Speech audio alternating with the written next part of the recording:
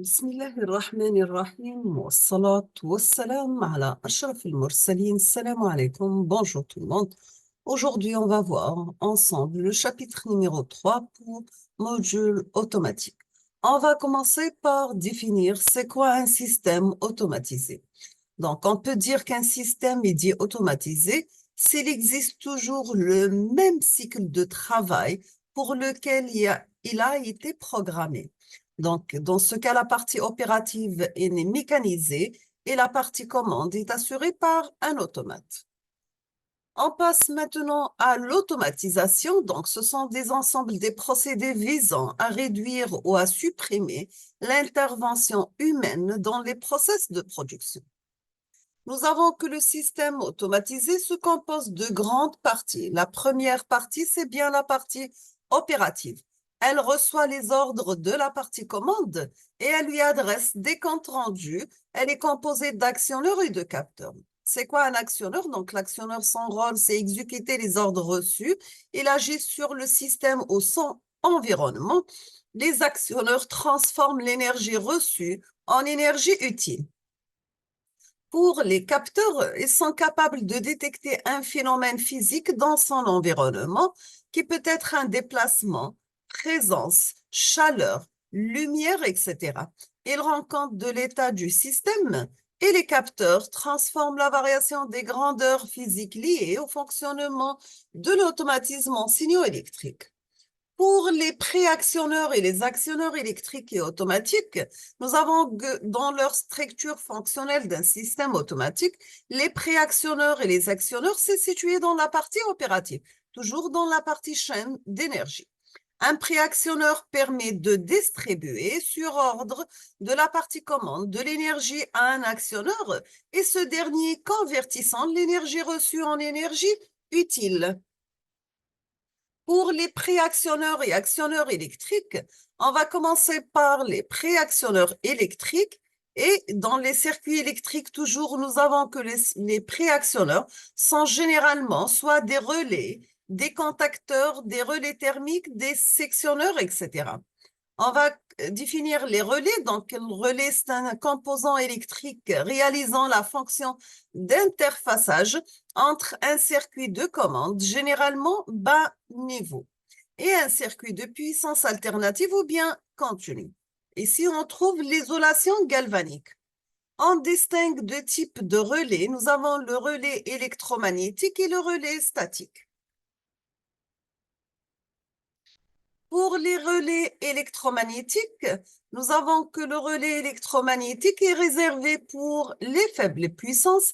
Il se compose comme un interrupteur mécanique dont la main-d'œuvre serait effectuée en faisant circuler un courant dans la bobine d'excitation du relais. Donc, vous avez la bobine avec un contact. Et nous avons ici, par exemple, un électron aimant, des contacts mécaniques. Et la partie mobile aussi. Pour le relais statique, un relais statique commute de manière totalement statique, sans pièces en mouvement. Nous avons l'unité de commande, le relais statique, donc il est composé d'optocoupleurs à mise à niveau, détection de passage de zéro, TREAC, une charge et une source. On va voir maintenant le contacteur. Un contacteur, c'est un relais électromagnétique particulier pouvant commuter des fortes puissances et sa commande peut être continue ou bien alternative. Comme ici, nous avons la bobine, c'est un circuit de commande, un contact temporisé, des contacts auxiliaires et des contacts ou pôles de puissance. On va parler maintenant des sectionneurs. Nous avons que le sectionneur, c'est un appareil de connexion qui permet d'isoler ou bien séparer électriquement un circuit pour effectuer des opérations de maintenance ou bien de modification sur les circuits électriques qui se trouvent en aval. Ici, vous avez dans la première figure un sélectionneur simple. Donc, vous avez levier de commande manuel donc pour sélectionner 4 pôles. Deuxième, nous avons un sélectionneur avec fusible incorporé. Donc, vous avez le circuit de commande, le circuit d'utilisation. sachant que les contacts auxiliaires, par exemple 13, 14, 23, 24, coupent le circuit de commande des contacteurs avant l'ouverture des pôles du sélectionneur, bien sûr, ce qui évite la coupure en charge. On va parler maintenant des relais thermiques. Le relais thermique, c'est un appareil qui protège le récepteur placé en aval contre les surcharges et les coupures de phase.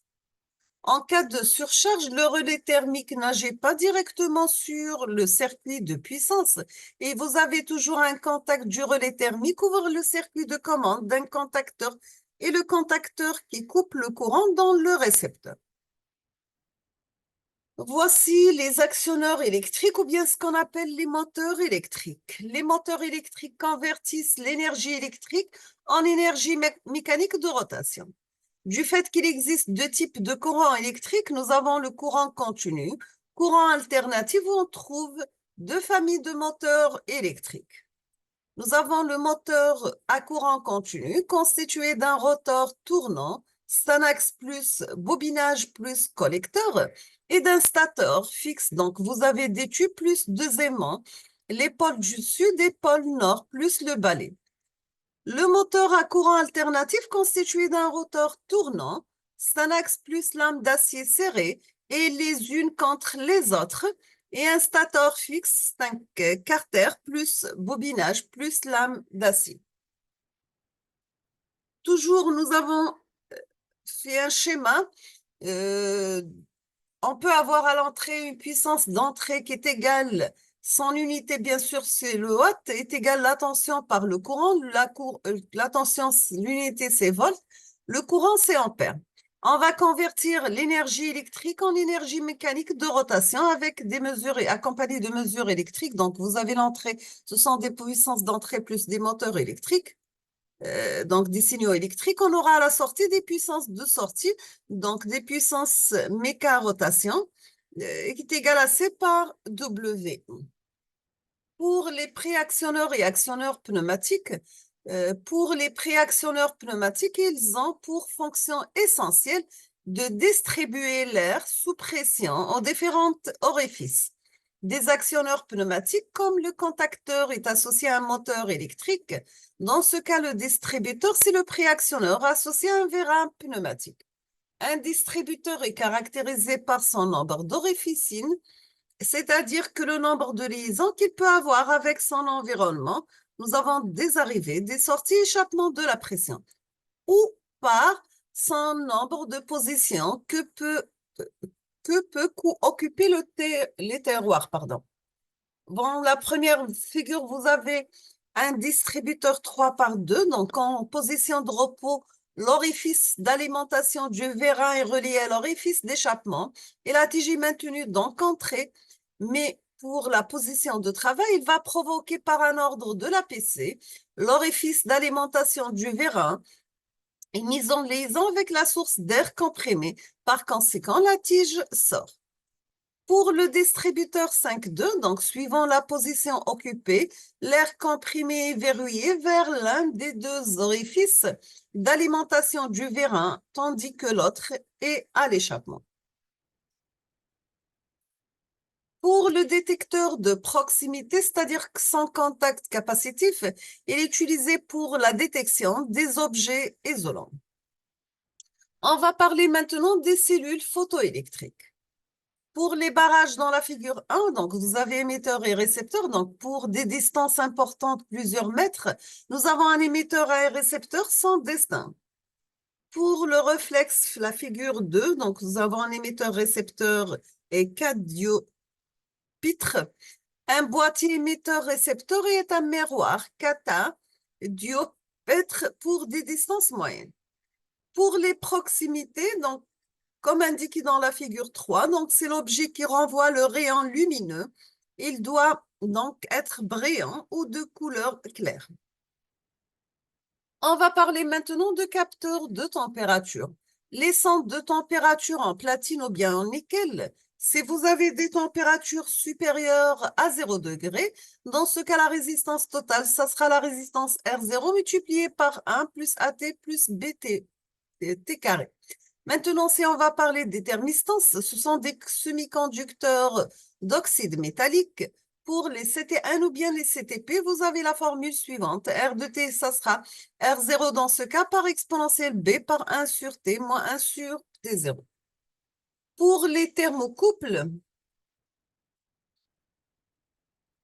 nous avons aussi les thermocouples ou bien des diodes ou transistors montés en diode. On va parler maintenant des capteurs optiques. Vous avez les cellules photoconductrices, photorésistance ou bien LDR, ce qu'on appelle Light Dependent Resistor. Les photorésistances LDR, c'est un capteur passif résistif. Les photodiodes, la photorésistance LDR, c'est un capteur passif résistif. Et ici, c'est un exemple d'un montage photovoltaïque. Donc, ça représente le mode photovoltaïque. On va s'arrêter ici aujourd'hui. On termine la suite dans les prochains jours, Inch'Allah. Donc, je vous remercie infiniment pour pour votre attention. N'hésitez pas si vous avez des questions et à la prochaine vidéo.